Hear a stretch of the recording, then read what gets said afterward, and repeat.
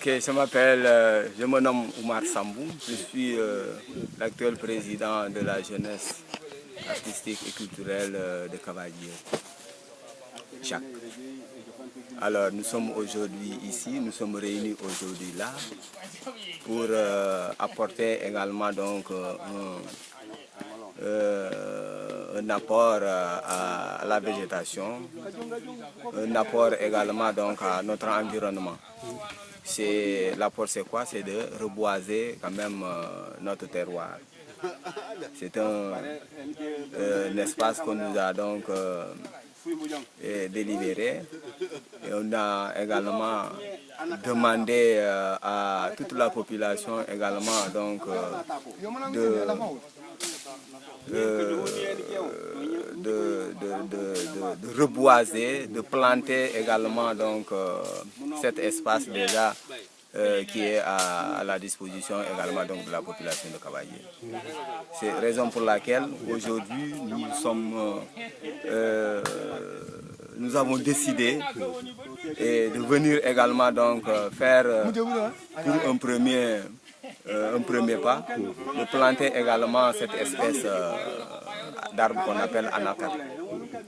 Et aujourd'hui nous avons donc... Pourquoi le choix de l'anacarde? L'anacarde, on a vu qu'aujourd'hui apporte beaucoup de choses à la population de Cavalier.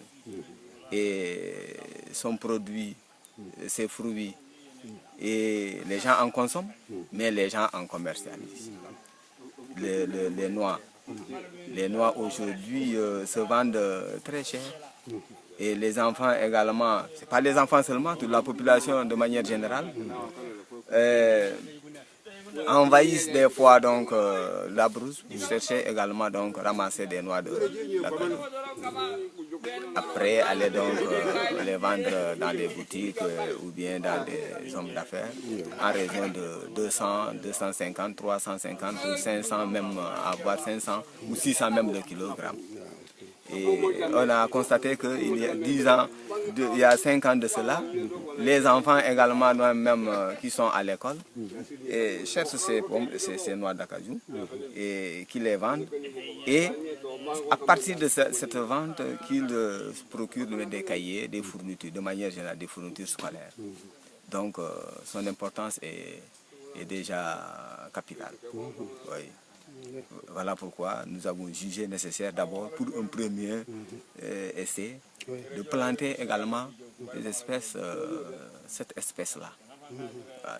Maintenant, est-ce que tu peux me dire combien de plants vous avez reboisé? Aujourd'hui, je crois que nous avons pu planter quelque chose de 250 anacardes. Ah, okay. Oui. Maintenant, vous comptez continuer? Évidemment, nous comptons continuer. Nous comptons continuer. Ça, cette année, c'est un premier pas. Mais nous pensons continuer dès l'année prochaine, si Dieu nous donne également vie, de faire encore 3 fois ou 4 fois donc, ce que nous avons planté aujourd'hui. Oui. Pour le faire, c'est tout simplement la mobilisation qu'on demanderait peut-être à la population. Si la population se mobilise peut-être l'année prochaine, je crois qu'on pourra donc planter plus de 3000 mêmes espèces d'anacardes et autres encore même espèces d'arbres que nous envisageons également donc planter. D'accord. Maintenant, je vois ici qu'on n'est pas nombreux aujourd'hui ici, bien qu'on a fait un bon travail, rapide que j'apprécie. Est-ce que tu peux expliquer un peu pourquoi certains ne sont pas venus? C'est un manque d'information? Justement, beaucoup ne sont pas là, c'est parce que l'information n'est pas tellement bien passée. Raison pour laquelle la population, la majeure partie donc, de la population n'est pas là. Il y a également les préoccupations, parce que ça coïncide également avec les travaux rizicoles. Donc, beaucoup sont allés également dans les rizières. Mais la vraie réponse, c'est que l'information, elle est brusque et n'est pas passée. Sinon, la population serait là. Oui, parce que c'est la population qui a décidé également donc d'engager un travail de reboisement. Donc, si elle était vraiment informée, j'en suis sûr qu'aujourd'hui, non seulement les arbres, les plants ne sont pas nombreux, mais on aurait fait le travail à moins de 60 minutes. Ah, ok. Oui. Quelle est la superficie de la parcelle? Bon, la superficie est environ à 12, bon, je ne maîtrise pas tellement, mais on nous fait dire que la superficie est de environ 12 hectares. Ok. 12 hectares. D'accord. Maintenant, par l'anacardier, quelles sont les spéculations que vous voulez encore? Justement, nous voulons également, donc, si Dieu vraiment nous aide, nous voulons également donc planter des rogniers. Nous voulons également. Pourquoi le rognier? Le rognier également, son utilité est importante parce que chacun veut également, chacun veut avoir une maison, et pour une maison il faut des toits. Un toit, pour la charpente, il faut également des chevrons. Les chevrons là, c'est tout simplement donc c'est à partir des rogniers, à partir des palmiers, etc. Il y a également l'aspect fruitier. Et vous voyez, donc le rognier a plusieurs quand même utilités. Plusieurs utilités. Ah, okay. Nous voulons également donc planter des ditatiers. Des ditatiers également, ça se vend également. Ça se vend et il y a également les planches. Oui. Les menuisiers en utilisent. Oui. Nous voulons également donc planter d'autres espèces que je ne peux pas donc certainement donc dire le nom. Le nom, oui. Mais pourquoi? En tout cas, parce que tu ne connais pas le nom. Je ne connais pas. Je connais le nom en Ndiola, mais le nom, comment je pourrais le dire en... Tu peux parler en Ndiola? En Ndiola, c'est Bukunon. Oui, le Carapa Procera. Voilà, justement, le Carapa Procera. Nous voulons également planter surtout en grand nombre. En grand nombre. Beaucoup de plants, on voudrait vraiment en planter. Les caïcédras également, nous voulons en faire. Nous voulons en faire. Oui. Maintenant, que direz-vous d'une plantation de teck mélina comme ça? Le teck également, il n'est pas épargné. Le teck, le mélina, tout cela, c'est des espèces d'arbres que nous voulons également donc en faire. Parce que notre objectif, c'est d'enrichir également notre brousse. On voudrait qu'au bout de 10 ans, et que Kavadir soit arboré de toute espèce. De toute espèce. En fruits, on en trouve. En planches, on en trouve. En toute autre utilité, on en trouve. C'est ça notre objectif. Voilà. Maintenant, d'après toi, pour réussir tout ce que tu fais, ton projet, tu veux un soutien en quoi? Effectivement, nous voulons vraiment un soutien d'abord en gaine. En gaine parce que pour avoir des pépinières, il faut des gaines suffisantes pour une pépinière également suffisante. Parce que ce que nous avons fait aujourd'hui, imaginez, nous ne sommes pas nombreux, mais on l'a fait en moins de 60 minutes, une heure de temps.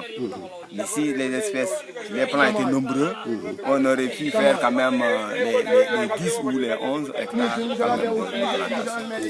Et surtout que la population est absente. Maintenant, si on peut avoir un appui en tout, je crois que aussi... Voilà, moi aussi en tant que technicien de arbres, j'ai assisté au rebasement. J'ai vu qu'il n'y a pas de couteau pour le rebasement. Parce que normalement, il faut avoir chacun un couteau pour pouvoir planter. Après, le couteau te sert de déchirer le sachet de la gaine. Ensuite, de couper les mauvaises racines et d'enlever certaines mauvaises feuilles pour permettre une croissance rapide de la jeune feuille. Maintenant, que penses-tu de tout ça? C'est vrai, voilà, du point de vue matériel également, en dehors des gaines, il faut également peut-être signaler ces manquements de matériel, les couteaux, les coupe-coupe, pour également même dessucher un peu couper, désherber un peu là. Il y a également il y a même les pelles. Les pelles, il en manque. Parce que pour un travail rapide et efficace, il faut également suffisamment de pelles. Les pelles, je ne sais pas comment on les appelle, les pelles belges. Oui, il faut ça. Il faut également, pour la lutte contre les feux de brousse, et avoir également un extincteur. Et là également, c'est fondamental. C'est fondamental. Donc, je crois que c'est tout un ensemble. Tout ce qui concourerait donc à la plantation, au reboisement, je crois qu'il est nécessaire. Ça nous manque et on voudrait donc avoir un renforcement. Oui. Maintenant, dans le cadre de la protection des arbres que vous avez reboisés, parce que si les animaux entrent ici, certainement ils peuvent. Qu'est-ce que vous envisagez? Nous envisageons si vraiment, avec l'aide de Dieu, si vraiment on peut avoir un appui extérieur pour avoir donc pour couvrir complètement donc cet espace, je crois que ça serait donc ça serait vraiment, la population serait vraiment contente. Tu disais 12 hectares, non? 12 hectares. 12 hectares. Il faudrait vraiment, si on peut avoir vraiment un soutien pour clôturer hermétiquement cet espace-là. Je crois que on aura également chassé la faim, on aura empêché la faim également donc de s'installer dans notre terroir. Je crois que la jeunesse également va revenir.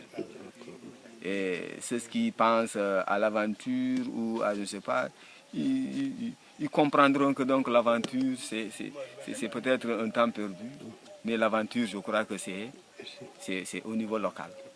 Parce qu'à partir de ce champ, à partir de cet espace, on pourra donc travailler, exploiter pour également donc survivre à ses besoins. Merci. Merci beaucoup.